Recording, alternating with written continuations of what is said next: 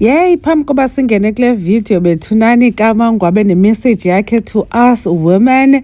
Ndifuna uqala ngokuthi sana akasemhle uyaglowa sana. Nijongile ke phofu nefika kwenzeka ntoni na bethunani abafresh abantu sibona nocelo benxibe ibhlukwe and ingathi naye sana wehlile kuweight. Ndixelele mna sana omayeni bayagcebheza sana baveze imilenze yabo emihle. Everybody's looking young, everybody's looking good. Noma khumalo sana bazitsixele kwi-jeans.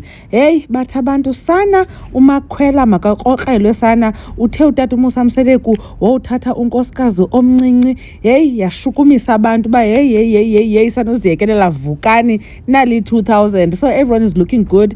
NoMangwabe niyambona nalapha bethunani unxibe newig yakhe sana ibob ufanelekile.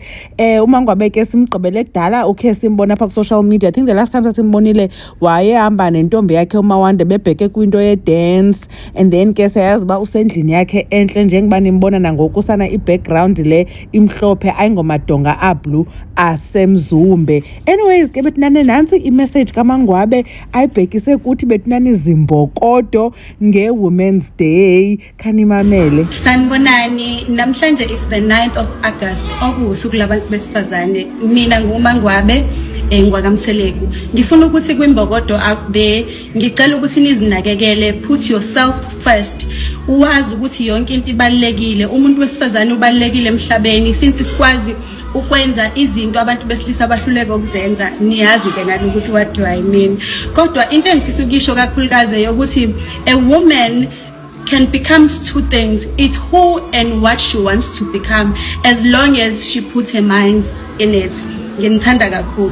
Utsho ke bethunani uMangwabe uthi masizinakekele kwaye sizibeke phambili. Nimvile ke ngoku bezi-introducer eqaleni uthe uMangwabe wakwamseleku. So ke uMangwabe bethunani usekwamseleku mayiphelele into yabasibane sidawutha sithi umkile akamkanga bethunani uhleli. Sawubuya siveke inoba ku season 9 uba iye yaphela isithini into yakhe, but ke advice yakhe ke yileyo ba ke masizikhathalele as women kwaye sizibeke kuqala or sizibeke phambili, ngoba ngexesha elininzi siyathanda ubeka abanye abantu phambi kwethu, uhoye umyeni wakho and ubomi bakho bube around yena, okanye ke abantu basebomini bethu, even abantwana nefamily.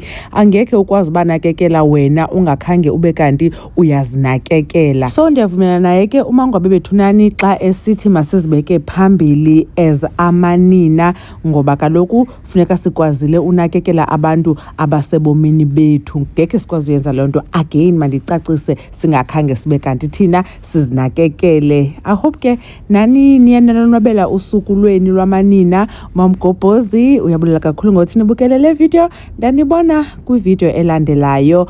Bye.